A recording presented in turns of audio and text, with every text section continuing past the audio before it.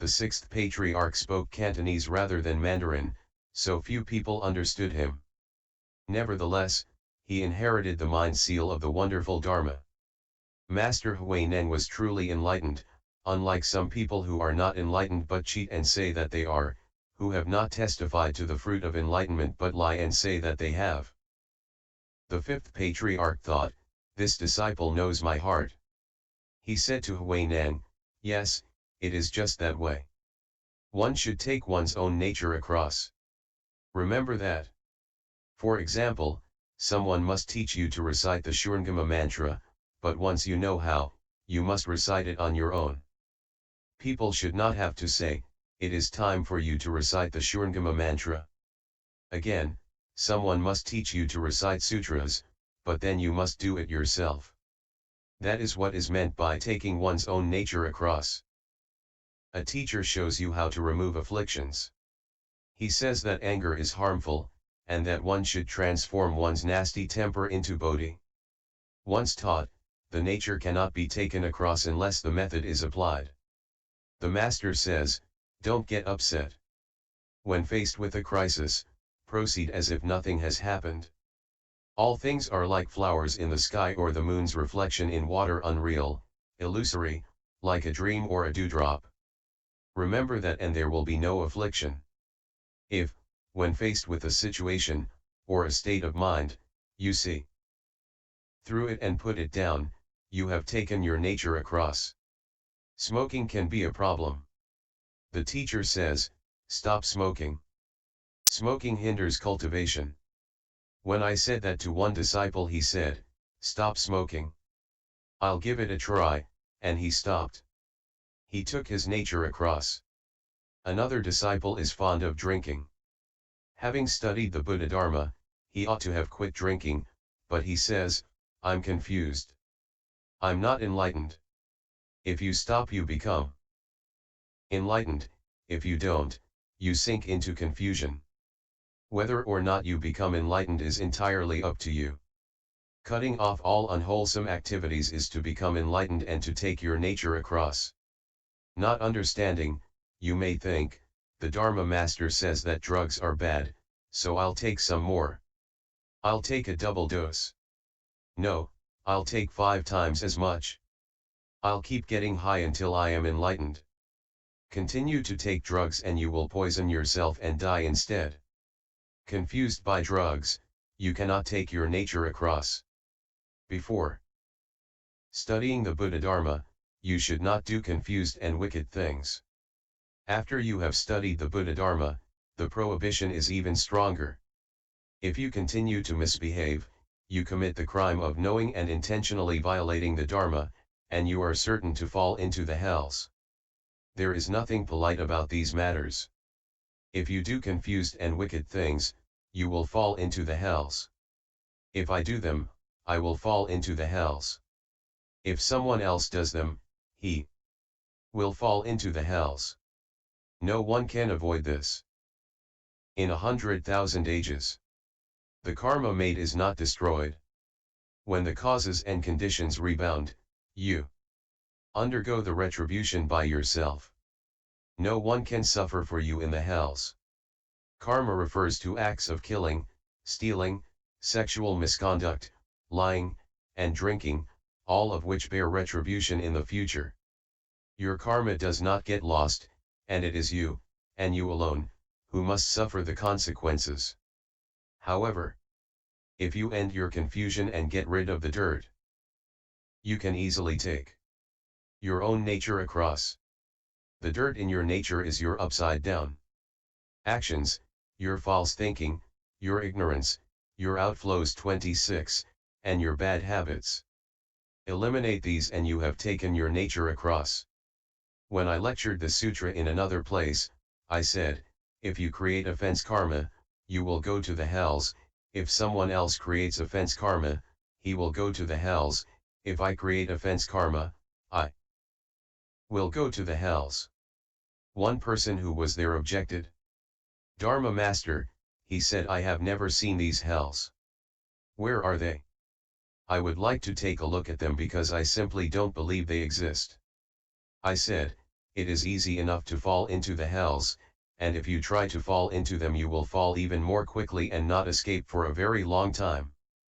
I hope that those who wish to try out the hells will reconsider.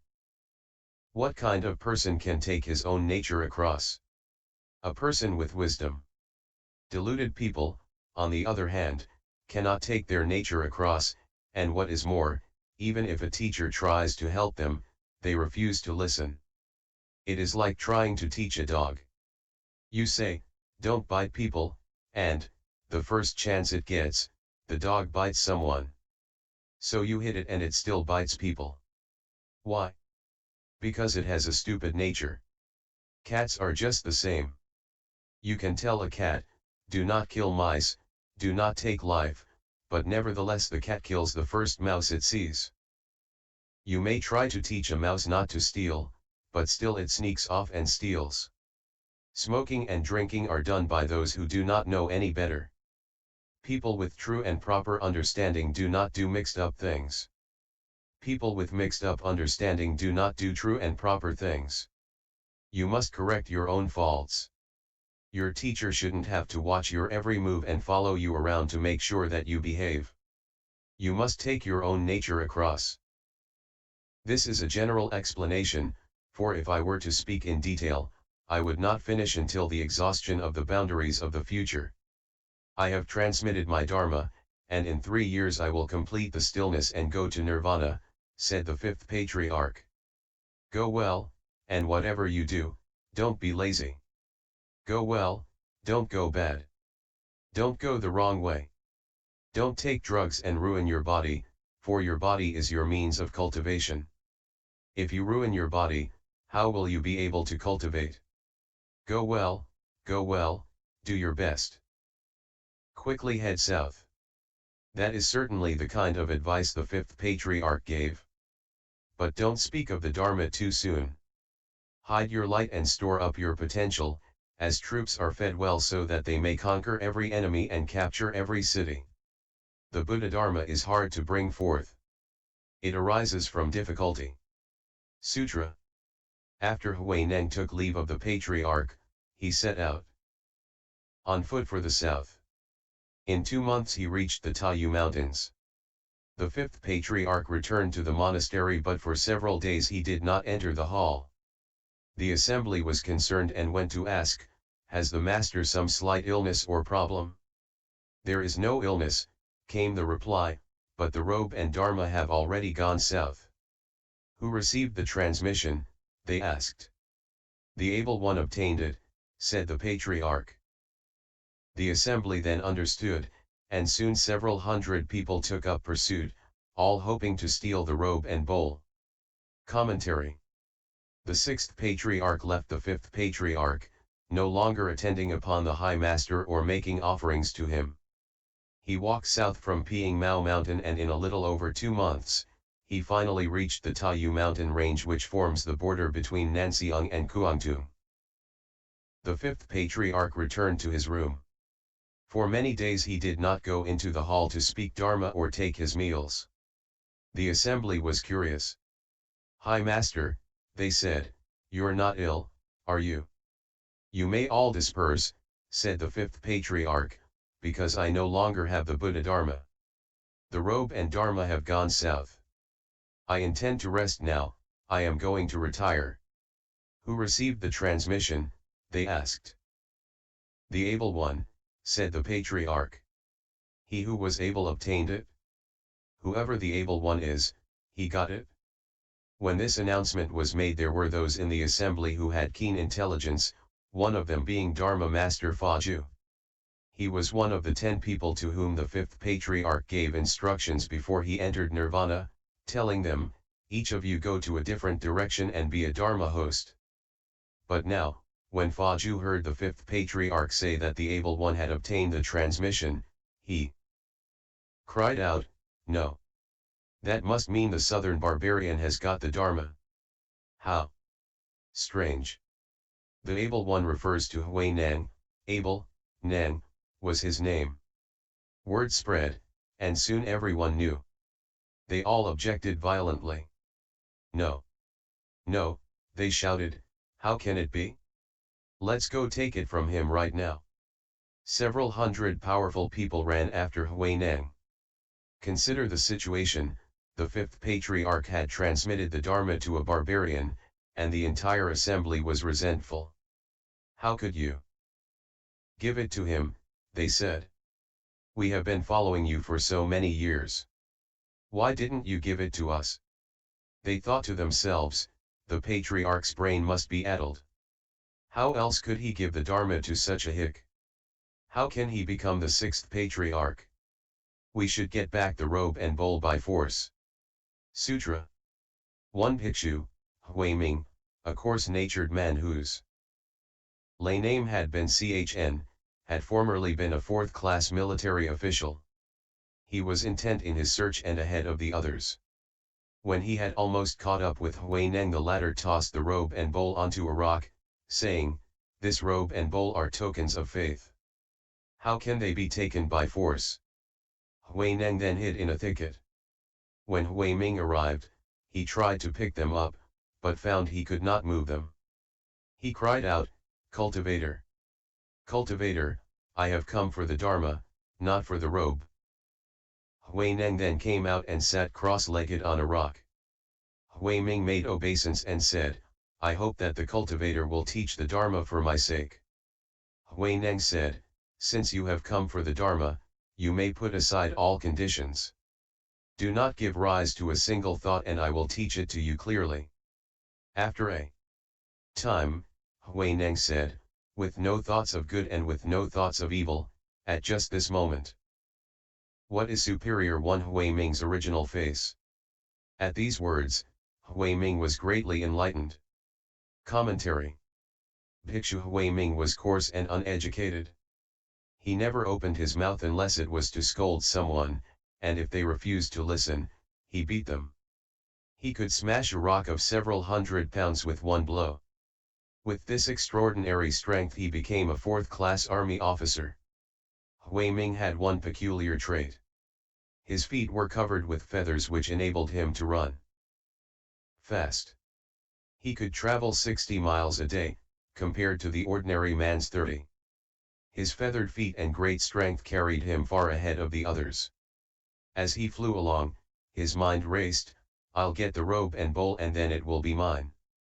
It belongs to the strongest man." When Hui Neng saw this big crude feather-footed pursuer, he was a bit frightened. Although he had obtained the Dharma, he had just begun to cultivate and did not yet have great spiritual power. He shouted into empty space, "This robe and bowl are symbols of the faith. How can you take them by force? How can there be any dispute? What do you think?" Hui Ming had actually intended to grab the robe and bowl and run. But he could not move them. Why do you suppose he couldn't move them? After all, he was so strong he could have smashed the bowl to smithereens with a single blow and have ripped the robe to shreds. Yet for all his strength and as light as the robe was, he couldn't budge it. This indicates that there were Dharma protectors, gods, dragons, and others of the 8 divisions present guarding the robe and bowl. Since he couldn't grab them, he thought, "That's strange. I can't use force here. I'll ask for the Dharma instead." Had he truly been seeking the way, he wouldn't have first tried to grab the robe and bowl but would immediately have said, "Cultivator, cultivator, I come for the Dharma, not for the robe and bowl." Don't you think my opinion about this is logically sound? Hui Neng emerged and sat in lotus position on a rock. Hui Ming bowed to the sixth patriarch. He understood now that the Dharma of the Buddhas and Bodhisattvas cannot be taken by force. "You say you've come for the Dharma," said Hui Neng. "Really? Did you really come for the Dharma and not to steal the robe and bowl? Fine. Put aside all conditions. Put your mind to rest. Stop grasping at conditions and then I will explain the Dharma clearly for you." For 7 or 8 minutes the great master sat waiting. Neither he nor Hui Ming gave rise to a single thought. Everything stopped. Not even the ghosts and spirits knew what was happening. Everything was empty. Hui Ming was not giving rise to thought. He was not thinking north, south, east, or west. So Hui Neng said, with no thoughts of good and no thoughts of evil, at just that moment, what is Superior Ming's original face? Since the sixth patriarch was at that time still a layman, he respectfully addressed Hui Ming as Superior One. The word what means who? In the Dhyana school we meditate on the question, who is reciting the Buddha's name? When Hui Ming heard the word what, he became enlightened. Oh, he said, originally it's just this way. Hearing these words, have you become enlightened? Sutra. Hui Ming asked further, apart from the secret speech and secret meanings just spoken, is there yet another secret meaning? Hui Neng said, what has been spoken to you is not secret. If you turn the illumination inward, the secret is with you. Hui Ming said, although Hui Ming was at Huangmei, he had not yet awakened to his original face. Now that he has been favored with this instruction, he is like one who drinks water and knows for himself whether it is cold or warm. The cultivator is now Hui Ming's master. If you feel that way, said Hui Neng, then you and I have the same master. Huangmei 27. Protect yourself well. Hui Ming asked further, where should I go now? Hui Neng said, stop at Yun and dwell at Meng. Commentary. All of the sixth patriarch's pursuers were greedy, but Hui Ming was the worst. He had just seen his original face, he had just become